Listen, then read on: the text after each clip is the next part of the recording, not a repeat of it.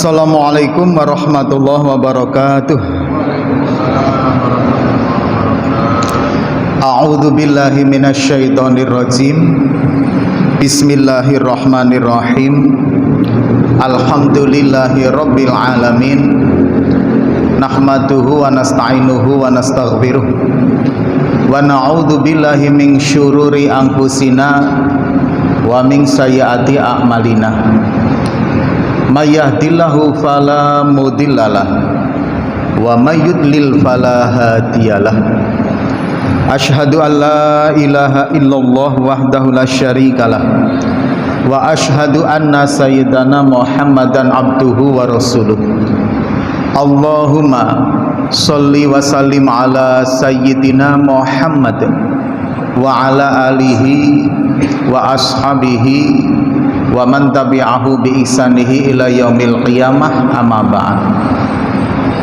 Hadirin yang dirahmati oleh Allah, marilah kita bersyukur kepada Allah atas segala nikmat, rahmat, hidayah yang Allah berikan kepada kita.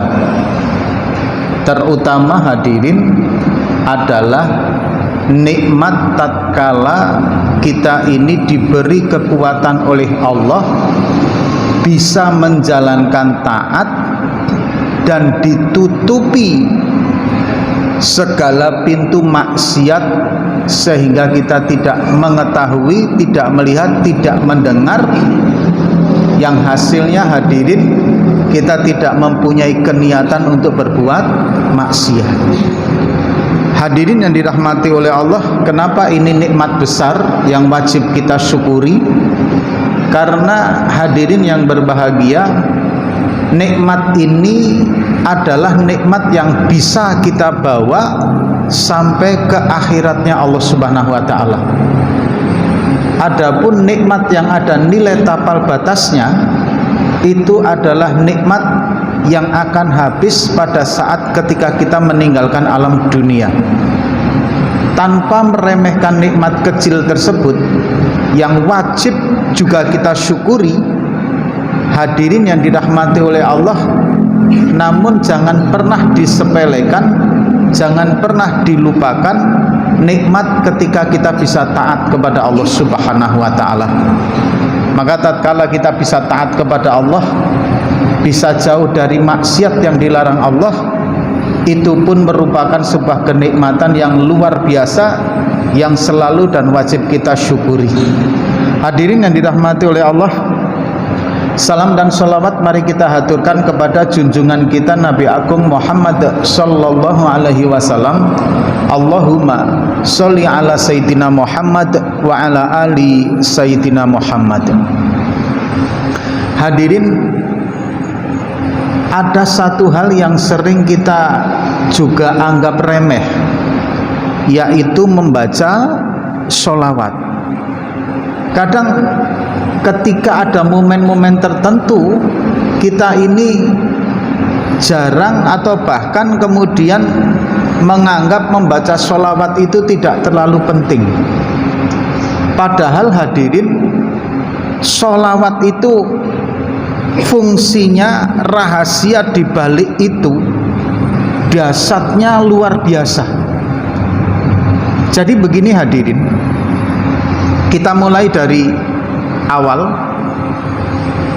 Umat terdahulu bahkan sampai sekarang, ada umat atau umat juga yang terdahulu itu sangat mengidolakan nabinya.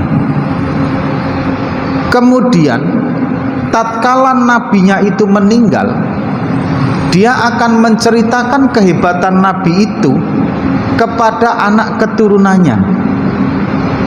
Biasanya hadirin, tokoh itu kalau sudah meninggal, fakta dan ceritanya itu imajinasi kita terbangun lebih hebat tatkala mendengar daripada langsung melihat.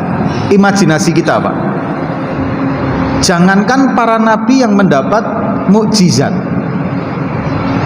orang tua kita dulu, para alim ulama dulu, itu ketika memiliki karomah tertentu, maka ketika diceritakan kepada kita saat ini, imajinasi yang terbangun kita itu luar biasa dahsyatnya, Pak. Nah, hadirin yang dirahmati oleh Allah, kemudian umat setelah Nabi tersebut, dia akan begitu memujanya, bahkan kemudian saking cintanya mereka merealisasikan bentuk dalam sebuah patung, Pak. Karena saking cintanya kepada nabinya, agar selalu teringat wajah nabinya, mereka membuat patung. Lama-lama patung itu begitu dipuja, dihormati. Lama-lama akhirnya ada satu kesimpulan, untuk menyembah Allah harus melalui perantara patung tadi. Lama-lama akhirnya menyembah patung tersebut. Patungnya nggak ada, akhirnya nabinya yang disembah, Pak. Nah, hadirin yang dirahmati oleh Allah, yang menyembah nabi sampai saat ini ada, Pak. Meskipun dikatakan itu bukan Tuhan, itu nabi, tapi tetap mempunyai keyakinan dia sebagai wasilah untuk menyembah Tuhannya, yaitu menyembah nabinya. Nah, hadirin, untuk menjaga kemurnian tauhid seperti itu, maka umat Muhammad salah satunya adalah adanya bacaan sholawat tadi, Pak. Begitu kita membaca sholawat, redaksinya Allahumma, ya Allah, memohon kepada Allah, meminta kepada Allah untuk Nabi Muhammad SAW, meminta rahmatnya, meminta keselamatan untuk Rasulullah SAW. Dengan konstruksi kalimat seperti itu, maka selamanya zat yang dituhankan tetap Allah Subhanahu wa Ta'ala, dan Nabi Muhammad posisinya sampai kapanpun tetap menjadi nabi. Makanya umat Islam ini insya Allah sampai yaumul qiyamah tidak akan menuhankan nabinya, karena terjaga salah satunya adalah dengan adanya lafal sholawat. Makanya hadirin sering-sering membaca sholawat, Pak. Ini sebagai salah satu bentuk daripada rasa cinta kita kepada Rasulullah Shallallahu Alaihi Wasallam. Nah, apa saja kandungan di dalamnya masih panjang, masih banyak, dan pernah saya sampaikan di sini. Sedikit saya sampaikan agar kita semangat kembali untuk membaca sholawat. Nah, hadirin yang dirahmati oleh Allah Subhanahu Wa Taala, kita kembali menyambung tentang penyakit hati. Jadi membangun takwa kepada Allah, ketika kita menginginkan syariah berjalan baik dalam hidup kita, amal agama wujud dalam diri kita, itu memang perlu mujahadah yang panjang. Tidak bisa menjadi instan atau semula jadi. 1 hari 2 hari sholat nangis kemudian langsung amal agama wujud masuk dalam hati. Hadirin, itu hari itu berkembangnya hari, bertambahnya bulan, konsistenitas kita dalam taat itu yang diperlukan. Makanya hadirin yang dirahmati oleh Allah, ketika kita hari ini bisa taat kepada Allah, manfaatkan sebaik mungkin untuk mempelajari syariah, sehingga nanti pada saat tertentu perkara-perkara itu mendatangi kita, kita sudah memahaminya dalam sebuah teorinya, Pak. Ini yang perlu kita pelajari tentang masalah rasa dan hati. Nah, hadirin yang dirahmati oleh Allah, yang kedua, perkara yang merusak hati itu adalah hasud atau dengki atau iri. Nah, hadirin, kemarin sudah saya sampaikan ada 6 golongan yang masuk ke dalam neraka disebabkan 6 perilaku mereka. Salah satunya adalah al-ulamaul al-hasad, ulama yang hasud. Maka dari hadis ini hadirin bisa diambil kesimpulan adalah bahwa hasud ini bisa menerpa siapapun termasuk para alim ulama, termasuk ahlul Quran, termasuk orang yang kita anggap soleh sekalipun, Pak, ini bisa dihantam, bisa tercemar, bisa ditumbuk oleh yang namanya hasud. Nah, kalau ulama saja bisa dihinggapi rasa hasud, apalagi kita, Pak, kan begitu, Pak. Ini yang harus lebih diwaspadai lagi, Pak. Nah, hadirin yang dirahmati oleh Allah, hasud itu intinya adalah satu perasaan, satu sikap, satu keadaan diri kita yang tidak suka melihat nikmat yang Allah berikan kepada orang lain. Kemudian kita menginginkan nikmat itu hilang. Ini susah, Pak, berat. Kalau kita membahas di sini sebagai sebuah teori, mungkin kita akan mendengar dan mencernanya agak mudah, Pak. Tapi begitu nanti hadirin ada sesuatu perkara yang betul-betul hadir dalam hidup kita, ini yang betul-betul kita perlukan sebagai praktek dari teori yang kita bahas ini, Pak, yaitu menghindarkan diri dari munculnya rasa hasud dalam diri kita. Nah, hadirin, hasud itu sesungguhnya akan merugikan diri sendiri yang terhinggapi rasa itu. Padahal hadirin, mohon maaf, jadi ada nasihat para alim ulama itu begini, Pak. Kadang orang yang tidak kita sukai, hati-hati bersikap terhadap orang lain tatkala mereka mendapat nikmat dari Allah. Jadi begini, Pak, kadang ketika kita mempunyai orang yang tidak kita sukai, kemudian dia mendapat nikmat dari Allah, kan begitu, Pak, ya. Sementara dalam pandangan kita ini orang itu zolim gitu loh, Pak. Orang zolim kok dapat kayak gitu. Atau ini tidak melulu harta loh, Pak, ya, tidak melulu harta. Bisa jadi jabatan, bisa jadi pangkat, bisa jadi kesempatan, atau apa sajalah. Jenengan tahu bahwa orang itu memang akhlaknya kurang baik, kurang bagus, tapi entah bagaimana orang itu kemudian Allah berikan tutup aibnya, sehingga orang-orang itu takzim, orang-orang itu memuliakan, orang-orang lain itu terserahlah. Nah, hadirin yang dirahmati oleh Allah, kemudian orang tersebut mendapat nikmat kita nggak suka, Pak. Orang kayak gitu kok dapat nikmat, saya tahu persis kelakuannya, saya tahu persis, tapi kok nikmatnya kayak gitu. Nah, kemudian dari perasaan itu terkadang muncul sifat dengki kita. Ya kalau bisa hilanglah nikmat itu, kan gitu, Pak, ya. Nah, ini hati-hati dengan sikap itu, Pak. Kenapa? Karena begini hadirin, yang memberi nikmat kepada orang tersebut adalah Allah.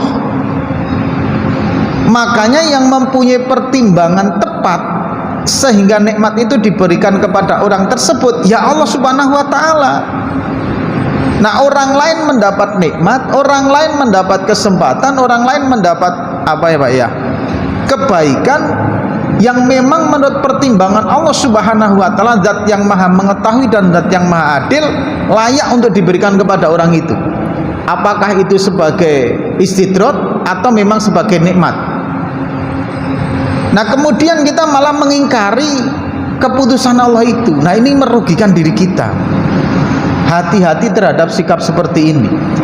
Karena ketika orang lain mendapat nikmat, sesungguhnya nikmat itu sudah sangat-sangat tepat dan adil Allah memberikan dengan segala pertimbangannya. Maka salah satu sikap nanti ketika mau muncul diri kita sifat dengki hadirin atau sifat hasud, pandanglah siapa yang memberi nikmat itu. Kalau yang memberi nikmat itu kita pandang ke dia, maka akan hilang, Pak, sikap hasud kita. Tapi kalau kita nggak memindahkan pandangan kita, ya hasud terus, Pak, kita. Karena munculnya rasa suudzon terus gitu. Ini memang agak susah, Pak. Apalagi nanti mendekati pesta demokrasi ini, Pak. Kadang dalam pandangan kita orang itu, mohon maaf, degil betul, Pak, ya kan itu.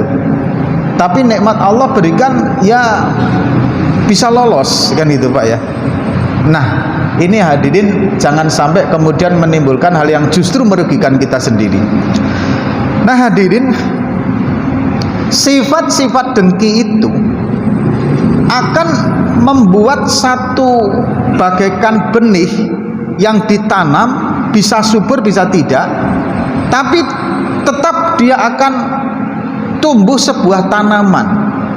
Nah, tanaman itu secara keseluruhan justru merugikan orang yang mempunyai tanaman itu, Pak. Bisa dikatakan parasit. Sikap hasud itu parasit yang parah terhadap diri kita, Pak, kalau kita terhinggapi rasa hasud. Apa saja hadirin? Yang pertama, hadirin yang dirahmati Allah, ifsadu ta'ah. Dengki itu menghancurkan, merusak taat kepada Allah Subhanahu wa taala. Dalam berbagai macam kesempatan sudah saya sampaikan, al-hasadu ya'kulu al-hasanat kama ya'kulu anar al-hatab, kama ta'kulu anar al-hatab. Yang namanya hasud itu memakan kebaikan bagaikan api memakan kayu bakar, habis jadi arang, tidak tersisa nanti, Pak. Nah, hadirin yang dirahmati oleh Allah, sedikit berkaitan dengan qala Rasulullah sallallahu alaihi wasallam. Jadi begini Bapak Ibu, Rasulullah itu berkali-kali mengingatkan kepada kita ketika akan berbicara mengenai al-hadis dan Al-Quran, ini benar-benar kita harus paham dan hafal betul Al-Quran itu, ayat itu atau hadis itu, betul-betul harus paham. Atau ketika jenengan mau berbicara kemudian menyandarkan kepada perkataan Rasul, jenengan harus tahu betul tentang perkara itu benar-benar tersandar, tersampai kepada Rasul atau tidak. Kalau tidak, kemudian kita mengatakan ini kata Nabi atau Nabi berkata, padahal kita nggak tahu persis, Pak, perkataan Rasul. Kemudian kita menyandarkan kepada Rasulullah Sallallahu Alaihi Wasallam, faliyatabawa maq'adahu minan nar. Sesungguhnya kita sedang menyiapkan tempat duduk kita di neraka, Pak. Sedang membeli tiket untuk diri kita di nerakanya Allah. Maka hati-hati sekali jenengan kalau mau menyampaikan sesuatu kemudian disandarkan kepada Rasulullah Sallallahu Alaihi Wasallam. Kalau tidak tahu persis tentang hal itu apakah sampai kepada Rasul penyandarannya atau tidak, lebih baik saya pernah mendengar, gitu loh, Ustadz ini ngomong, atau saya pernah membaca di buku ini, gitu loh, Pak, daripada jenengan nanti dituntut di hadapan Allah keabsahan perkataan jenengan yang disandarkan kepada Rasulullah. Apalagi sampai menafsirkan Al-Quran birro'yi, menafsirkan Al-Quran dengan pendapat diri sendiri. Ini bahaya sekali, Pak.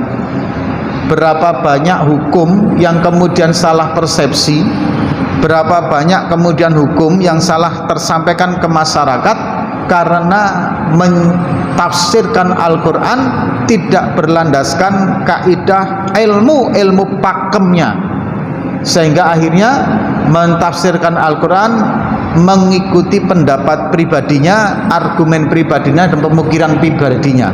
Ini hati-hati sekali, Pak. Kalau hal ini faliyatabawa maq'adahu minan nar. Nah, kemudian yang kedua, hadirin, saya tadi sudah sampaikan mengumpamakan bahwa dengki itu bagaikan benih yang tumbuh, yang merusak tumbuhan parasit, yang merusak inangnya. Kalau yang pertama tadi merusak nilai-nilai taat, harusnya kita nggak suudon kepada orang, akhirnya suudon, Pak. Yang aslinya kita tidak perlu menjauhi orang itu, akhirnya kita menjauhi. Yang aslinya kita tidak perlu untuk bentrok, akhirnya bentrok, Pak, kalau sudah dengki. Dan kita tidak bisa melihat kebaikan sedikit pun dari orang yang kita kasih kedengkian tadi, Pak. Kalau hati kita sudah muncul sikap itu, inilah yang menjadi salah satu peringatan dari Imam Ghazali bahwa al-hasud itu ifsadut ta'ah, merusak ketaatan kita kepada Allah, Pak. Padahal hadirin, jangankan manusia, Pak, hewan saja. Sayyidina Ali rahmatullah alaih radhiyallahu an, mohon maaf, Sayyidina Ali radhiyallahu an itu sampai memberikan nasihat kepada kita, khudil hikmata walau kana mim bahaim. Ambillah hikmah, kebaikan, ilmu kebaikan meskipun datangnya dari hewan, Pak. Contoh misalkan, Pak, babi itu, Pak, binatang najis, nasnya di dalam Al-Quran ada. Tapi kalau kita melihat pelajaran dari babi, itu babi kawin tetap laki-laki kepada perempuan, jantan ke betina, Pak. Nggak ada babi jantan kawin dengan jantan, nggak ada, Pak. Betina kawin dengan betina, padahal babi itu, Pak, mohon maaf. Anjing, Pak, itu binatang najis, tapi karena ikut barisan orang-orang taat kepada Allah, Pak, maka anjingnya Ashabul Kahfi masuk surga, Pak. Ikut barisan orang-orang taat kepada Allah. Nah, kita ini kan nggak najis-najis amat kan gitu, Pak, ya. Artinya secara hukum fikih kan kita ini najis. Kalau terkena najis artinya kita itu mutanajis kan gitu, Pak, ya. Misalkan kita ini terkena cipratan air kencing gitu kan, tapi ketika air kencing itu dibersihkan kan menjadi suci, karena asal manusia itu suci, nggak najis. Kalau terkena najis hukumnya menjadi mutanajis yang bisa disucikan. Nah, hadirin, kalau kita masuk dalam golongan orang-orang yang taat kepada Allah, meskipun taat kita nggak maksimal, insya Allah, Pak, tetap ikut kemuliaan yang Allah berikan kepada orang-orang taat tadi, Pak. Dimasukkan ke dalam surganya Allah sebab kita kumpul dengan orang-orang yang taat. Lawang anjing saja dimasukkan surga, apalagi kita, Pak, kalau mau kumpul dengan orang-orang yang taat. Tapi dosa kita, saya banyak, Pak Ustadz. Hadirin, jenengan yang pernah ngaji Arba'in Nawawi itu loh, Pak, hadis terakhir itu hadis qudsi loh, Pak. Hadis qudsi itu Allah berfirman yang disampaikan kepada Rasulullah yang tidak dibukukan di dalam Al-Quran. Ini qala Allah yang berkata, ya ibnu Adam la ubali, wahai anak keturunan Adam, aku tidak peduli madama da'autani, selama kamu berdoa meminta kepadaku Allah dan masih berharap kepadaku, meskipun dosa kamu setinggi penuh langit, dan aku juga tidak peduli misalkan dosamu memenuhi bumi ini, ketika kamu tidak pernah menyekutukanku, selama kamu tidak menyekutukanku, maka aku tetap akan mengampunimu, Pak.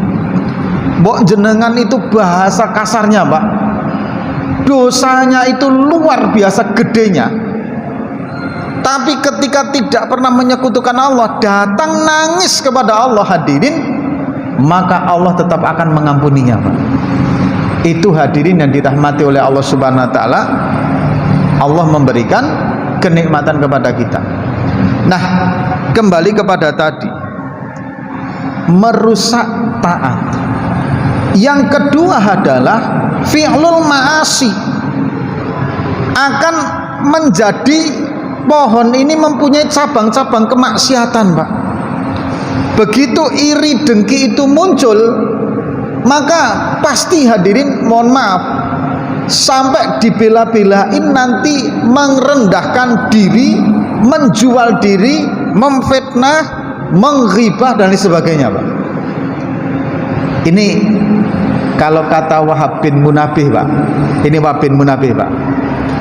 Hadirin yang dirahmati oleh Allah, ini mohon maaf bukan nyindir siapapun, tidak, Pak, ya, tapi saya membacakan kitabnya, saya terangkan sedikit, Pak. Hadirin yang dirahmati oleh Allah Ta'ala, Maqala Wahab bin Munabih, perkara alama atas perkara tersebut. Qala berkata Wahab bin Munabih rahimahullahu ta'ala, lil hasid, orang yang mempunyai sikap hasud. Ini nanti boleh di mafhum muwafaqah, jenengan pahami dari depan ke belakang boleh, atau jenengan dipahami mukhalafah, dipahami terbalik, monggo jenengan terserah. Lil hasid, bagi orang yang hasud itu salahu alamatin, ada 3 tanda, Pak. Kalau kita ada di salah satu tanda itu, berarti mohon maaf, Pak, di sisi lain, di waktu lain, di tempat lain, kita mesti tersemari sikap hasud yang masuk dalam diri kita, Pak. Kalau ada ini, Pak. Yang pertama, hadirin yang dirahmati oleh Allah Subhanahu wa ta'ala, adalah yatamallaku idza syahida. Perilaku orang hasud nih, Pak, orang dengki nih, Pak, menjilat ketika di depannya. Ini orang hasud, menjilat ketika bertemu muka, menjilat ketika berhadapan-hadapan, Pak. Itu orang hasud. Orang punya dengki seperti itu, Pak. Hadirin, pada saat ketemu dengan langsung orang tadi, atau ketika tidak bertemu dengan orang tadi, tapi ada bertemu dengan orang yang ada kaitannya dengan jenengan, misalkan dengan diri kita. Begini loh, tatkala kita ini mempunyai sifat hasud, naudzubillah, misalkan naudzubillah, saya mempunyai hasud terhadap Ustadz Azman, naudzubillah min dzalik. Ini contoh ya.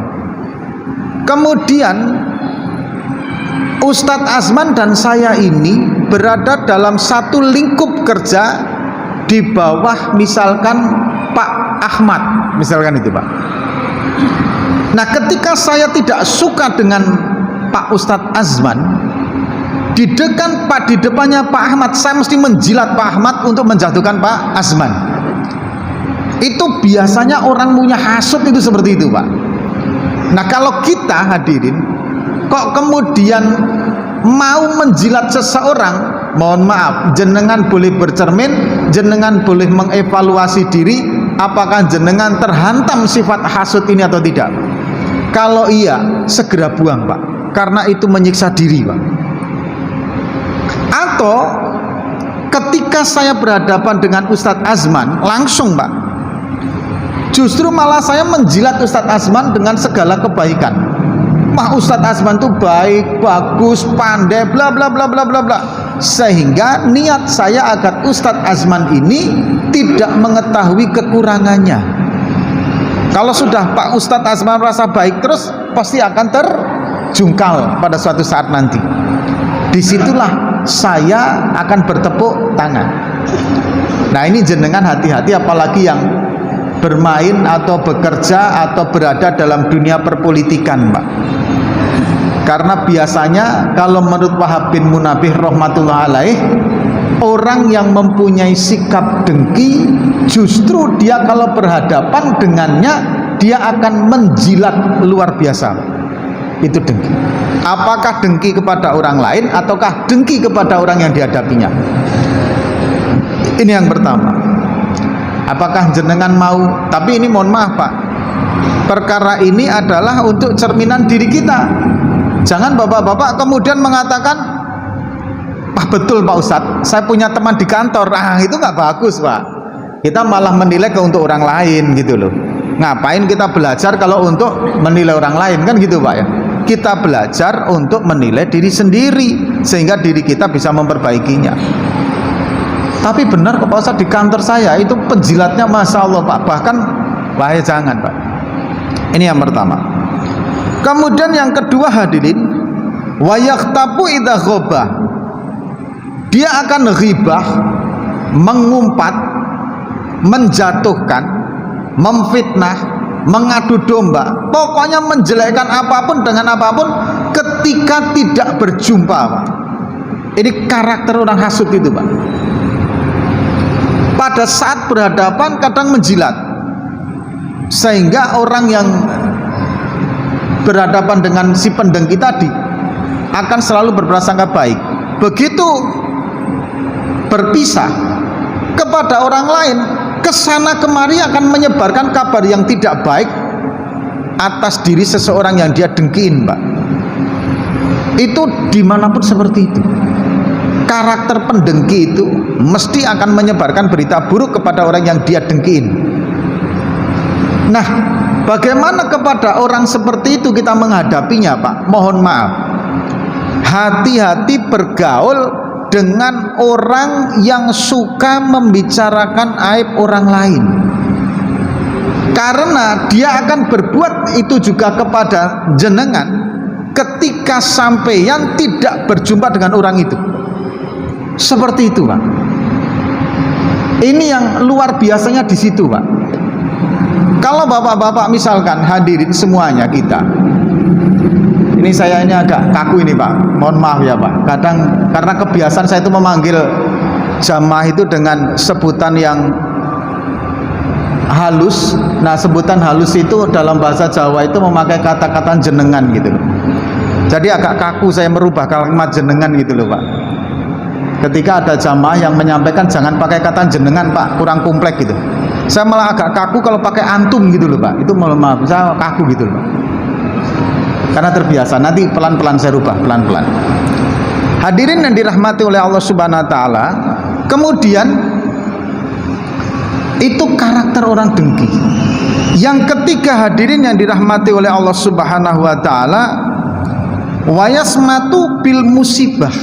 Nah, ini orang dengki itu paling senang melihat musibah yang jatuh kepada orang lain. Wah, itu senangnya luar biasa. Nah, hadirin, kenyataannya, Pak, kenyataannya di dunia ini, Pak, lebih banyak orang yang senang melihat kita dapat musibah, atau lebih banyak orang yang senang melihat kita dapat nikmat? Kira-kira lebih banyak mana, Pak? Monggo jenengan telaah sendiri. Lebih banyak mana orang yang melihat seseorang mendapat musibah, dia merasa senang, atau lebih banyak mana orang yang senang tatkala melihat orang lain mendapat kesenangan atau kenikmatan? Kira-kira lebih banyak mana, Pak? Kalau dari pengamatan saya, Pak, itu kok malah justru lebih banyak orang yang senang ketika melihat orang lain itu susah gitu loh, Pak. Tapi nggak juga, karena banyak yang menolong. Benar, itu bisa dipahami. Maksud saya gini, Pak, coba jenengan hadirin itu pada saat jenengan itu mendapat nikmat, tinggi pangkat jabatan, kekayaan jenengan tinggi, itu berapa banyak orang yang akan mendekat kepada jenengan, Pak? Tapi ketika jenengan jatuh, habis bangkrut, berapa banyak yang peduli kepada jenengan, Pak?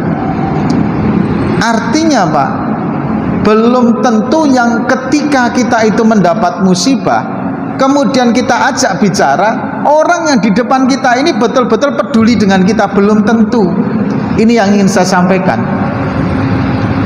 Nah, natijahnya, buahnya, maka tatkala sesiapapun ketika mendapat musibah, kalau bisa, Pak, kalau bisa, jangan sampai orang lain tahu, atau apalagi orang lain itu menjadi tempat kita mengadu. Jangan, Pak.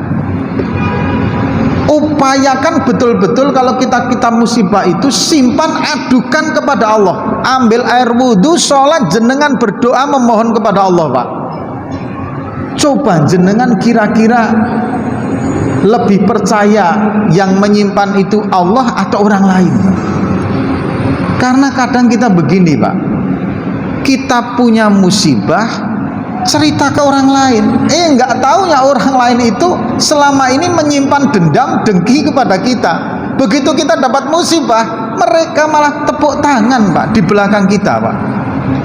Itu banyak yang seperti itu.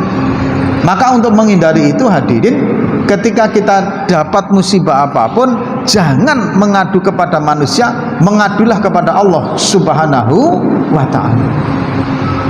Nah hadirin yang dirahmati Allah, ini penyakit dengki. Jadi karena singkatnya hadirin, iri dengki itu hakikatnya justru merusak, menghancurkan orang yang terkena sikap ini, Pak, penyakit ini. Maka naudzubillahi min dzalik, ketika kita kok kemudian muncul sikap hasud dalam diri kita ini, Pak, menangislah kepada Allah, memohonlah kepada Allah agar sikap ini hilang dari diri kita, Pak. Kalau orang lain itu urusan orang lain, Pak. Jenengan mau dihasut orang lain itu urusan dia. Yang menjadi urusan kita ya kita sendiri. Tatkala kita mengetahui betapa luar biasanya dampak efek dengki, maka ketika kita kerasukan sikap ini, sungguh kita ini sedang diuji oleh Allah Subhanahu wa ta'ala dengan sesuatu yang tidak enteng, Pak. Susah sekali, Pak, ketika muncul dengki itu. Sedikit-sedikit suudon, sedikit-sedikit suudon, Pak. Padahal orang suudon berprasangka buruk kepada orang lain itu kan menyiksa diri, Pak. Kemudian hadirin yang dirahmati oleh Allah, begitu melihat orang lain dapat nikmat, susah malahan, Pak. Orang lain dapat jabatan tinggi, susah. Orang lain dapat nikmat, susah. Padahal yang mengatur berapapun porsi yang akan diterima oleh hamba adalah Allah Subhanahu wa ta'ala. Porsi mereka seperti itu, porsi kita seperti ini. Semuanya sudah dalam takaran masing-masing. Nah ini hadirin hal yang berkaitan dengki. Yang paling penting karena kita dalam proses memperbaiki diri kita menjadi insan yang menuju derajat mulia di hadapan Allah, maka ketika kita mengetahui dampak-dampak seperti ini, mari kita upayakan hati kita ini bersih dari adanya wujudnya sikap hasud ini, Pak. Sungguh tidak nyaman hidupnya seseorang yang mempunyai sikap hasud. Kalau orang lain hasud kepada diri kita, bagaimana Pak Ustadz?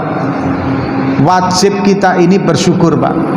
Tanpa membalas saja, Pak, mereka tersiksa dengan perasaan mereka sendiri, Pak. Kalau ada orang membenci kita, menghasut kita, nggak perlu kita capek-capek membalasnya, Pak. Orang itu sudah tersiksa dengan perasaan mereka sendiri, Pak. Sibuk ngawasin kita, sibuk mencari berita tentang kita, sibuk mencari informasi tentang kita. Begitu mendengar informasi tentang kita baik, mereka susah di hatinya, Pak, tersiksa dengan diri sendirinya. Belum lagi amal ibadah yang kemudian Allah ambil diberikan kepada orang yang dia benci, yang dia hasud. Nah ini hadirin sebagian dari bara bahaya dampak negatif dari kebencian. Semoga Allah membersihkan diri kita dari sikap hasud ini. Amin amin ya rabbal alamin. Hadirin yang dirahmati oleh Allah, masih ada beberapa waktu sekitar 5-7 menit. Silahkan yang mau bertanya, karena ada permintaan, ada yang mau jamaah, yang mau ada pertanyaan yang mau disampaikan. Monggo silahkan.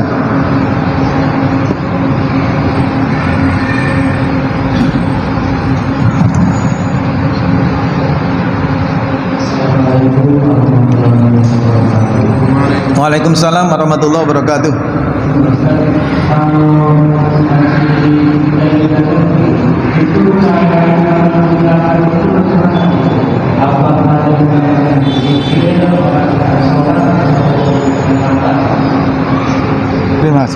Jadi untuk mengobati hati itu, Pak, ya, bagaimana ketika kita terhinggapi dengki itu, bagaimana mengobatinya gitu, Pak. Hadirin yang dirahmati oleh Allah Subhanahu wa ta'ala, sudah berkali-kali dalam semua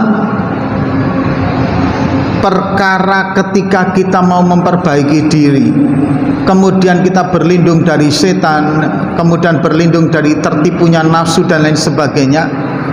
Hadirin yang dirahmati oleh Allah, yang pertama sekali harus kita lakukan itu menyandarkan kepada Allah Subhanahu wa ta'ala atas semuanya ini, Pak.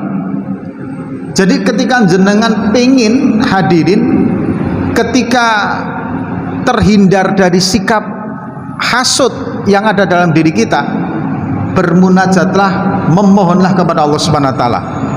Itu yang pertama, Pak.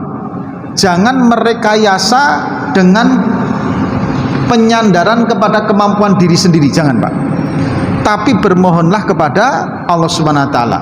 Ayat Al-Qur'annya, Qul a'udzu birabbil falaq min syarri ma khalaq wa min syarri ghasiqin idza waqab wa min syarri nafatsati fil 'uqad wa min syarri hasidin idza hasad. Kan gitu, Pak ya.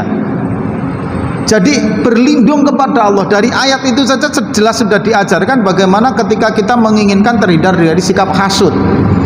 Jelas yang pertama hadirin adalah memohon, nangis kepada Allah, ya Allah jauhkanlah, hindarilah, cabutlah sikap sifat hasud dalam diri kami ya Allah.